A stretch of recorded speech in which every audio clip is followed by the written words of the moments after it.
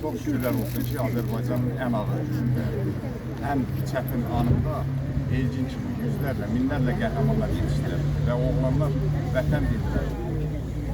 Vətən adı ilə bir yerdə bizim hər birimiz rahat nəfəs ala bilək deyə, bizim ölkəmiz rahat nəfəs alsın deyə bilə, onlar son nəfəsindən belə keçdilər. Nə övlad düşünmədilər, nə ata-ana düşünmədilər, nə ailə düşünmədilər, ancaq vətən dedilər. Bu günlərim şəhid anaları, şəhid ataları, şəhid yadigarları, sizin dərdinizin nə qədər böyük olduğunu bütün Azərbaycan olaraq hamımız hiss edirik və o dərdi biz də sizlə bərabər yaşayırıq.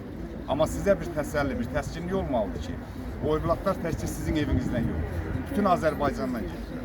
Onların hər birinin adı çəkiləndə filankəsin oğlu, filankəsin övladı deyə səsləndirilmir. Azərbaycan əsgəri, Azərbaycanın qəhrəman oğlu deyilə xatırlanır. Allah cəm şəhidlərimizə rəhmət eləsin. Allah şəhid valideynlərinə, şəhid yadigarlarına səbr versin və onların müqəddəs ruhları qarşısında, bütün şəhidlərimizin müqəddəs ruhları qarşısında böyük ehtiramla hər zaman baş əyir. Allah şəhidlərimizə rəhmət eləsin.